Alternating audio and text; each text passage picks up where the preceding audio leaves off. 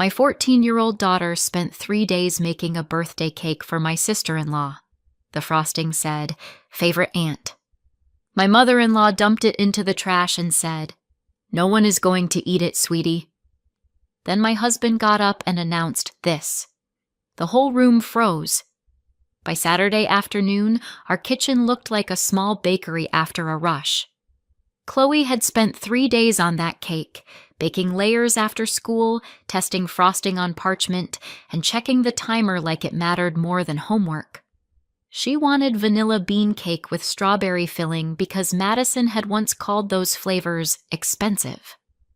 While I washed bowls, Chloe bent over the top layer with her piping bag and whispered, "Don't breathe on me, Mom." I stepped back and watched her write "favorite aunt" in careful pink letters, one hand shaking, the other steadying the turntable. "Should I add stars?" she asked. "If you want it to look loved, yes," I said. She smiled, added tiny piped stars, boxed the cake, and tucked extra candles into her purse. On the drive to my mother-in-law Karen's house, Chloe kept glancing at the cake carrier in the back seat. "Aunt Madison is going to lose her mind," Chloe said. "In a good way." I told her to carry it level and let Madison see it before anyone cut it. Chloe nodded so seriously it almost made me laugh. She really believed effort still meant something to every person in that family. Karen's house was already loud when we got there, full of perfume, charcuterie, and people talking over each other in the way my husband Matt's family calls celebration. Matt had raised Chloe since she was 3, so his younger sister had always been Aunt Madison to her. Madison stood by the dining room arch in a tight white dress, taking pictures with 2 friends from her acting conservatory while Karen adjusted the blinds for better light.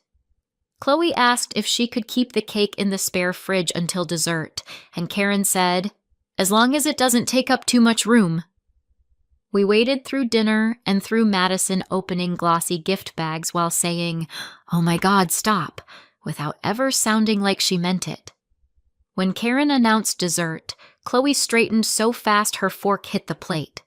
She went to the spare fridge, lifted out the cake box, set the lid aside, and carried the cake out with both hands, slow and careful, and the whole room turned toward her.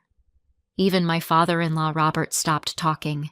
The frosting was smooth, the strawberries around the base were still bright, and the pink lettering sat right in the center. Favorite aunt. Chloe looked proud and nervous at the same time. "I made it for you," she said to Madison. "From scratch." For 1 second, nobody spoke. Then Madison tilted her head, looked at the writing, and let out a short laugh that did not belong in that room. At first I thought Madison was just surprised. Then she covered her mouth and said, "Wait, this is serious?" One of her friends looked down at her plate. Madison stepped closer to the cake without touching it, her face tightening like Chloe had handed her something embarrassing. "Favorite aunt?" she said. "That's intense." Chloe blinked. "You said you liked this kind," she answered. Madison let out another laugh, sharper this time. "Yeah, in pictures. I have callbacks next week. I'm not eating sugar, and I definitely can't post a cake that says that." Karen made a quiet sound of agreement. Chloe still stood there holding the board. "You don't have to post it," she said. "I just made it because it's your birthday." Madison glanced at her friends and shrugged. "It kind of looks like a kid cake, Chloe. And favorite aunt makes it sound like I'm 40. A couple people smiled the way adults do when they want to laugh without owning it. Chloe's face went red fast enough that I could see the color move. She looked from Madison to me like she had missed an instruction somewhere. Then Karen pushed back her chair. Karen crossed the room with that brisk, practical energy she uses when she wants cruelty to pass as common sense. She slid one hand under the cake board and said, "Let me help before this gets messier than it already is." Chloe didn't let go right away. Karen lowered her voice into that sugar-sweet tone she saves for public corrections. Honey, nobody here is going to eat this, sweetie. Madison has to be careful, and most of us are trying not to poison ourselves with frosting. Chloe's mouth opened, then closed. She worked 3 days on that, I said, finally getting out of my chair. Karen gave me a look like I was the one making a scene.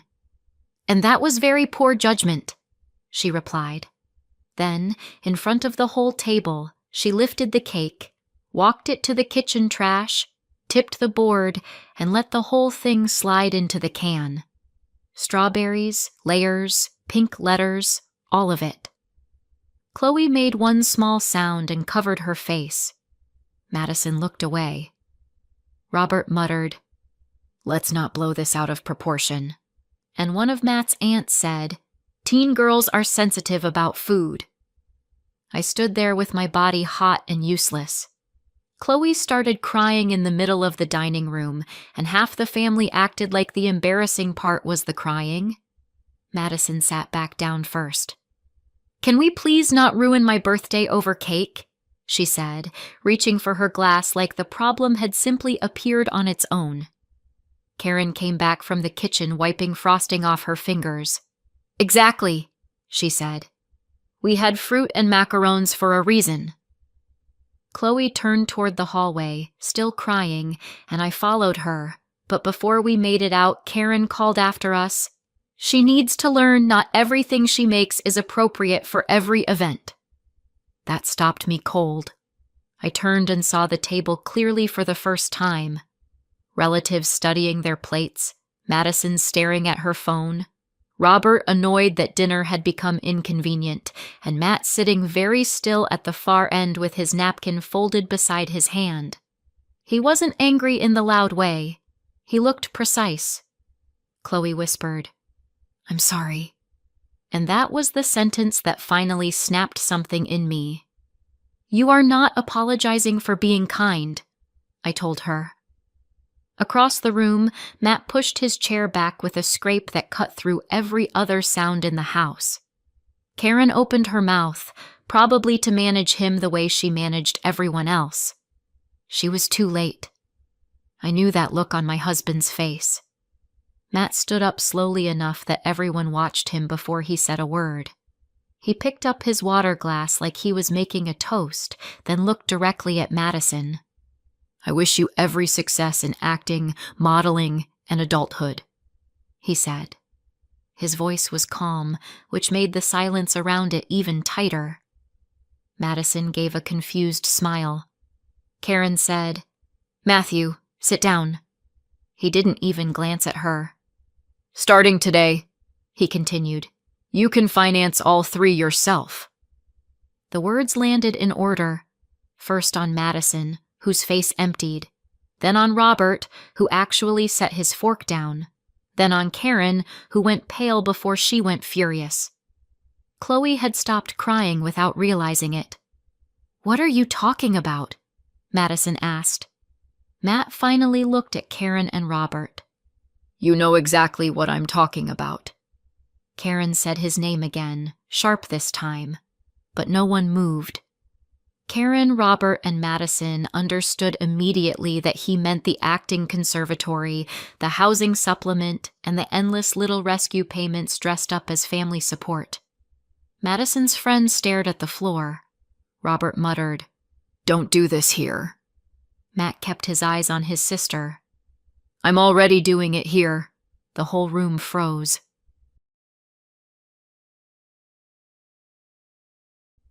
When I first started dating Matt, his little sister Madison was 8 and already running the emotional climate of that house.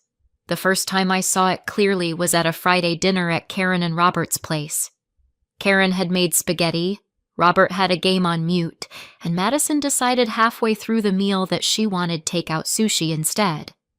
Karen told her no once, softly, and Madison slid off her chair, cried hard enough to choke, and kicked the table leg until her milk tipped over. I waited for a consequence. Instead, Karen crouched beside her and said, Okay, don't get yourself worked up," while Robert reached for his wallet. Matt grabbed paper towels and cleaned the floor.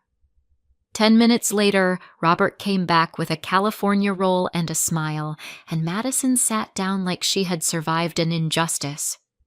"She's our surprise baby," Karen told me, almost proudly. "She feels things deeply." Matt didn't say anything.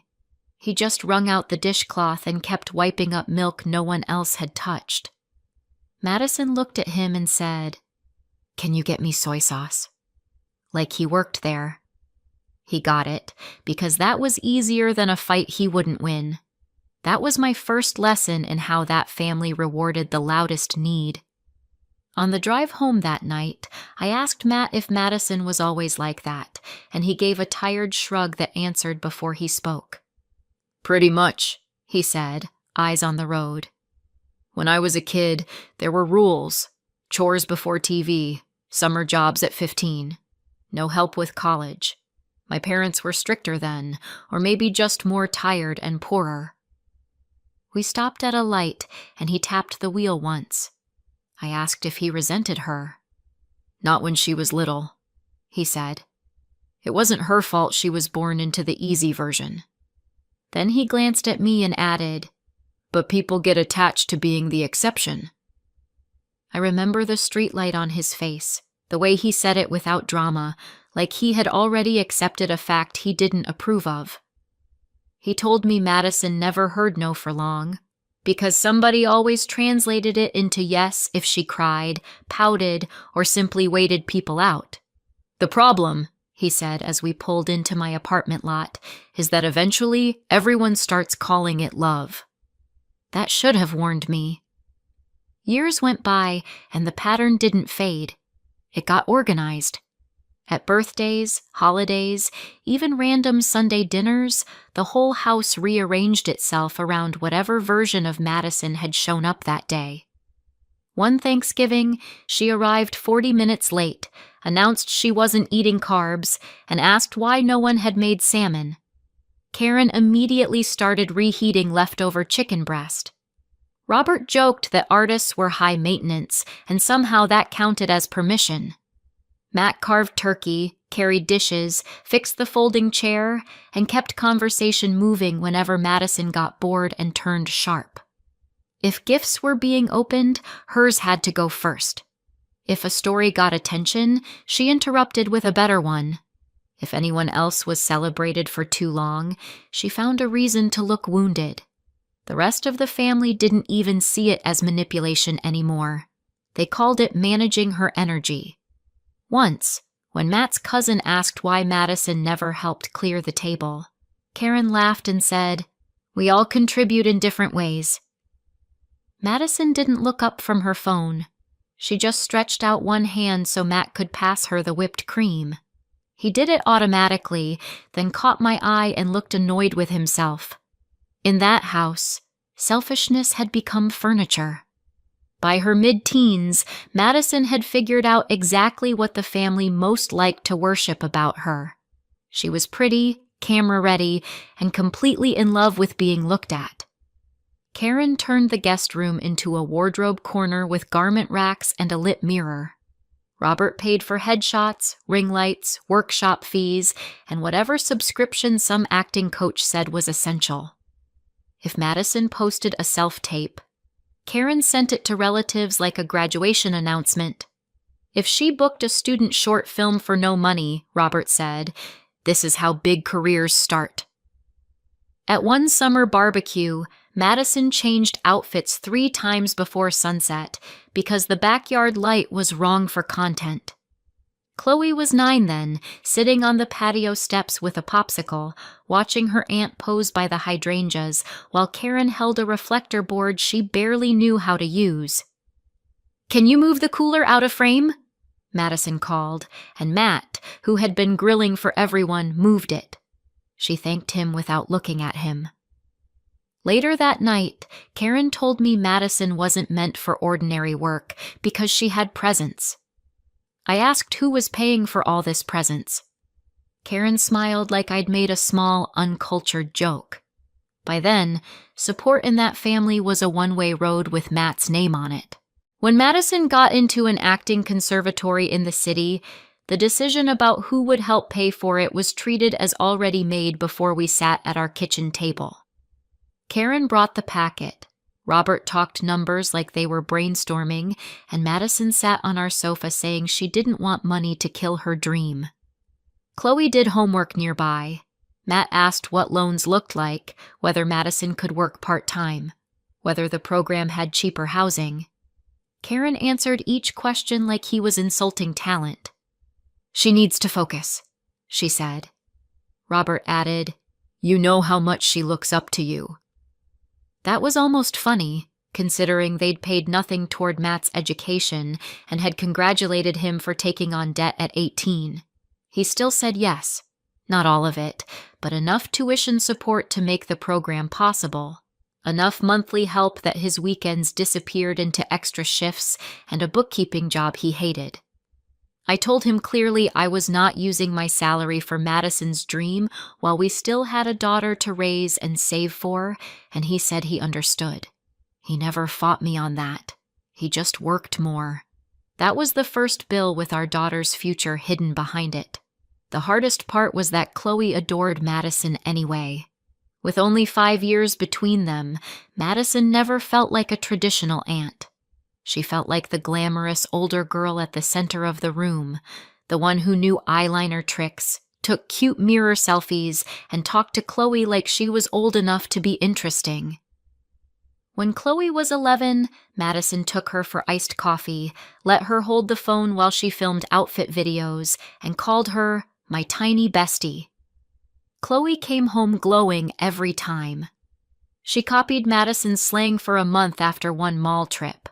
She started asking if she could wear her hair like Madison's and help backstage when Madison had student performances. I watched it happen and kept hoping some of it was real. Madison could be generous in short bursts, especially when attention came with it. She'd surprise Chloe with clearance makeup, tag her in stories, tell people, "She's obsessed with me," like it was adorable. Chloe heard affection. I heard ownership. But 14-year-old girls are built to reach toward people who look like who they might become, and Madison knew how to stand in that light. Chloe only saw glitter. A few months before the birthday dinner, Matt, Chloe, and I were at a bakery downtown after Chloe's dentist appointment. We were waiting for coffee when Madison walked in, saw a display cake covered in fresh strawberries and soft pink piping, and stopped long enough to say, "Okay, that is gorgeous. If anyone ever loved me properly, they'd get me something like that." Then she laughed, took a picture, and left because she got a call. Chloe watched her go, then quietly took one too and stood there staring at the cake like she had just been handed a clue. On the drive home, she said, "Did you hear what she said?" I did. I also heard the theatrical way Madison had said it. The kind of line she tossed out whenever an audience was available. Chloe didn't hear performance. She heard instructions. She kept the photo she'd taken of that bakery cake on her phone, asked me 2 weeks later how to make stabilized whipped frosting, and started sketching decoration ideas in the notebook where she usually wrote algebra reminders. By then, Madison was deeper into dieting, auditions, and mirror checking than ever, but Chloe didn't know any of that mattered more to her than a kind gesture. She only knew she wanted to make the exact cake her aunt had admired. She had no idea the target had moved.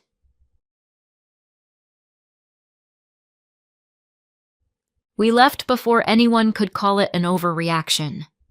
Chloe cried the whole drive home, then got angry at herself for crying, which somehow made it worse. From the back seat, she kept saying, "I should have just bought her something normal." And then, "Maybe I made it too childish." And finally, "I can text her and apologize." Matt pulled into our driveway but didn't turn off the engine right away. He twisted in his seat and looked straight at her. "You are not apologizing for making a gift," he said. His voice was firmer than I'd heard all night. I added, "The problem was never the cake.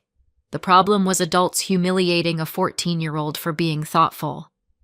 Chloe wiped her nose on the sleeve of the blue dress. But what if she really hated it? She asked. Matt answered before I could. Then she says thank you and leaves it on the counter. That's what decent people do. She got quiet after that, which in Chloe usually means she is trying to rebuild a world in her head that just broke.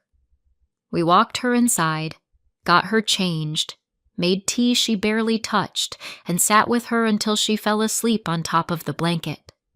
When we stepped into the hallway, Matt looked at me and said very evenly, "I'm done." I had heard Matt threaten to stop helping before, usually after some fresh insult from Karen or another manipulative call from Madison. He would cool down, feel guilty, and keep paying. That night was different because he didn't talk about consequences. He opened his laptop. We sat at the kitchen table in the light over the stove, the house finally quiet except for the refrigerator, and Chloe turning once in her room down the hall. Matt logged into the conservatory payment portal, the one he had set up years earlier when he started covering part of Madison's tuition, with the efficiency of someone who had visited it too many times. He clicked through saved cards, recurring payments, billing contact, housing supplement. There was no speech, no dramatic recap, no looking to me for permission. I just watched. "You're sure?" I asked once, because I needed to know whether I was witnessing anger or a decision. He nodded without looking up. "If I leave this in place after tonight," he said, "then I'm telling Chloe exactly what her place is." He removed his card. He canceled the automatic tuition draft. He deleted the backup payment for the housing supplement. Then he changed the billing email from his address to Madison's and hit confirm. A bland little page said the updates had been saved. A second later, the confirmation email landed in his inbox. Madison called 19 minutes later. Matt looked at the screen, put the call on speaker, and set the phone face up between us. "What did you do?" she demanded before he said hello. In the background, I could hear traffic and one of her friends asking what happened. Matt folded his arms. "I stopped paying your expenses." She gave a disbelieving laugh. "Because I didn't want cake?" "No," he said. "Because you humiliated Chloe for making one." Madison immediately shifted tone, going hurt and incredulous at the same time. "I did not humiliate her. I said I couldn't eat it. Mom handled it badly, sure, but you're punishing me over dessert. That's insane." Matt didn't move. "You didn't have to eat it. You did have to act like a decent adult to a 14-year-old who spent 3 days making you something." Madison said, "I'm your sister." He answered, "And you're 19. That shut her up for half a beat. Then she started talking faster about deadlines, housing, and how the tuition draft had been due that week, so this one reaction could derail everything she'd worked for. Matt let her finish. "You should have thought about adulthood before you treated my daughter like a joke in front of a room full of people," he said. "I'm done financing you." For once, he didn't soften a single edge. Karen called before Madison had time to invent a better story. Matt stepped into the living room, not to hide from me, but to keep his voice low near Chloe's room. Karen started in that clipped managerial tone she uses when she thinks confidence can restore order. "Put the card back on tonight," she said. "Madison's education is too important for impulsive punishment." Matt leaned against the mantel. "This isn't impulsive." She ignored that. "She is under pressure you don't understand. Young women in that industry have to be disciplined." "Disciplined," he repeated. "Chloe is 14. She spent 3 days making that cake. Madison mocked her, and you threw it in the trash." Karen snapped, "Because it was inappropriate." Matt's voice stayed level. "No, it was generous. What was inappropriate was a room full of adults acting like my child deserved to be publicly embarrassed because Madison had a preference." Robert broke in then, louder and less polished. "You don't cut family off over one dinner." Matt answered him too. I'm cutting off the part where I sacrifice for people who can't show basic kindness to my daughter." There was a silence so long I thought the call had dropped. Then Karen said, stunned, "You're really choosing this." Matt looked toward the hallway and said, "I already did." Karen finally heard the word, "No." After the calls were over, the house felt different in a way I didn't trust at first, like the quiet after a storm might still be a trick. Matt sat beside me at the kitchen table and rubbed his eyes. He looked tired, but not conflicted. That was new. For years I had watched him leave his family's house angry, only to spend the drive home explaining their intentions, reducing his own hurt, sanding down every sharp edge until he could keep functioning as their emergency fund and emotional translator. That night he didn't translate anything. He didn't say his mother meant well, or that Madison was immature, or that Robert was old school. He said what happened. He named it. He acted on it. I poured the cold tea down the sink, packed Chloe's blue dress into the laundry, and felt something in me settle all the way to the bottom. "You chose us," I said quietly. Matt looked almost surprised by the sentence, then nodded once. "I should have done it sooner." Maybe he should have, but I wasn't interested in punishing progress because it came late. I went to check on Chloe, tucked the blanket back over her shoulder, and stood in the doorway for a second. For the first time since I had joined that family, I felt completely calm.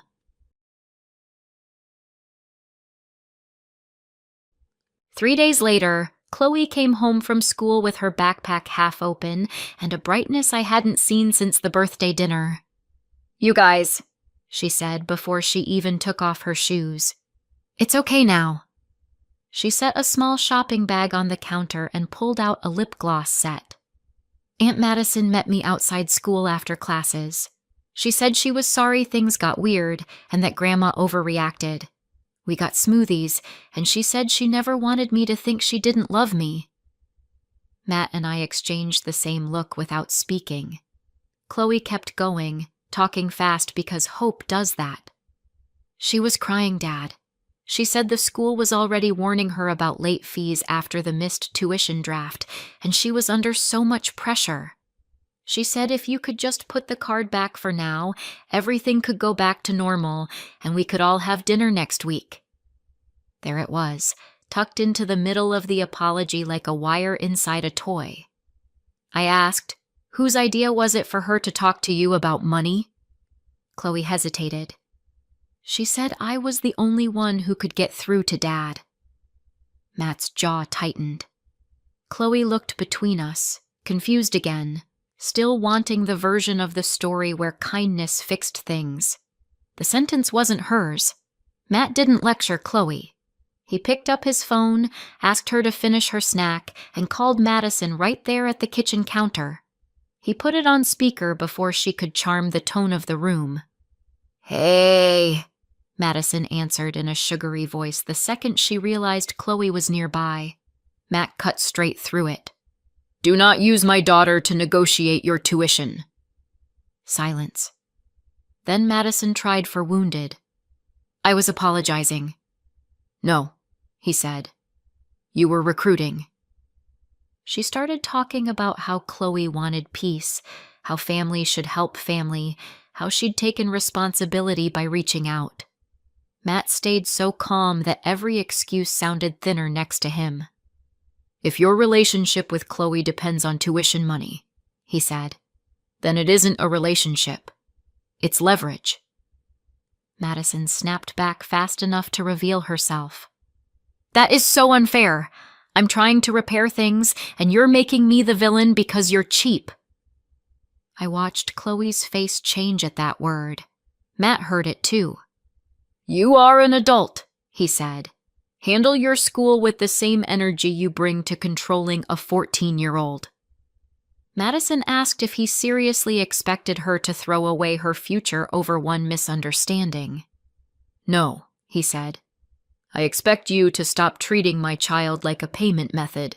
Madison went quiet for half a second. Chloe took her phone to her room after that and texted Madison anyway, because 14-year-olds believe private conversations can rescue what adults break in public. 20 minutes later, she came back down in tears and handed me the phone without speaking. Madison hadn't bothered to be subtle once the money was out of reach. The messages were short and vicious. I never wanted this mess. Your dad ruined everything. I tried to be nice. You made it worse. Then the last one. If he won't help me, there's no point pretending we're still close. Chloe sat on the bottom stair and said, "She said she never wants to see me again." Matt took a slow breath. "That is not about you," he said. Chloe looked up at him, furious now. "Then why did she say it to me?" There was no good answer that would keep the truth small. I sat beside her and told her the one we had. Because some adults will hurt the person they think is easiest to reach. Chloe wiped her face hard, then pushed the lip gloss bag away with her foot. That ended the fantasy in a single afternoon. We sat at the kitchen table until dinner got cold, saying the kind of things parents wish children never had to learn, but learn anyway if they are going to stay safe. Matt told Chloe that love doesn't invoice people. I told her gifts are only gifts when they come without a bill hidden inside them. She asked whether Madison had ever liked her at all, and there was no clean answer. "I think she liked being admired by you," I said, "and sometimes she was genuinely kind. But the minute she wanted something more than she wanted to protect you, she showed us what mattered most." Chloe stared at the wood grain for a long time. Then she asked, "So if I got her tuition back, she'd be nice again?" Matt said, "Probably. That's exactly why it wouldn't be real." Something about that landed. She nodded once, small but certain. She took the lip gloss set out of the bag, looked at it, and put it in the junk drawer with dead batteries and spare keys. "I don't want it," she said. Later that evening, she muted Madison's texts, unfollowed her accounts, and handed me her phone so I could make sure there weren't any other messages waiting to sting. She didn't look lighter yet, but she looked clearer. Karen and Robert arrived the next afternoon without calling, which was typical of people who still believed urgency gave them permission. I saw Karen's SUV through the front window and knew before the knock why they were there. Matt opened the door but stayed in the frame. Karen started before anyone else could speak. "This has gone far enough," she said. "The school is charging penalties, and Madison could lose her place." Robert stood beside her with a folder. "We can't cover this," he added. "Not on this timeline." Matt didn't step aside. "Then Madison needs a plan that doesn't involve me." Karen's eyes flashed past him, searching for Chloe. I moved up beside Matt. "You don't get to say her name in this conversation after using her." Karen straightened. "No one used her." Matt answered before I could. "Madison did, and you were hoping it would work." Robert opened the folder and started pulling out statements and warnings. Matt never looked at them. "I paid for years," he said. "I'm done sacrificing for someone who humiliated my daughter and then tried to manipulate her for money." Karen said, "You're abandoning family." Matt said, "No, I'm protecting mine." 5 minutes later, they were back in the SUV and out of moves. 6 months later, our Saturdays look different. Chloe still bakes, but now the cakes stay in kitchens where people say thank you before anything else. She signed up for pastry class at the community center with money Matt used to spend on Madison's housing supplement, and he drives her there every week. He hasn't spoken to Karen or Robert since the day they stood on our porch and tried to turn tuition into a moral emergency. Through relatives, we heard they borrowed against the house to keep helping Madison, and even that wasn't enough. She had to get a job at a retail cosmetics store while staying in school, which, from where I stand, sounds like ordinary adulthood. Chloe doesn't idolize her anymore. That part is gone for good. But a few weeks ago, Madison sent one message through a cousin instead of through pressure. It was short, direct, and free of excuses. Madison said she was sorry for mocking the cake, sorry for using Chloe, and sorry for making love feel conditional. Chloe read it twice, set the phone down, and said, "Maybe later." I thought that was wise. In our house, later is allowed. So is distance. So is starting again carefully, if it ever becomes safe enough to matter. Now, it's just a kid baking for people who deserve the plate. What do you think? Did my husband do the right thing by cutting her off? Should he have done it much earlier? And was he right to let our daughter decide for herself whether she still wanted contact? Let me know in the comments and subscribe for more.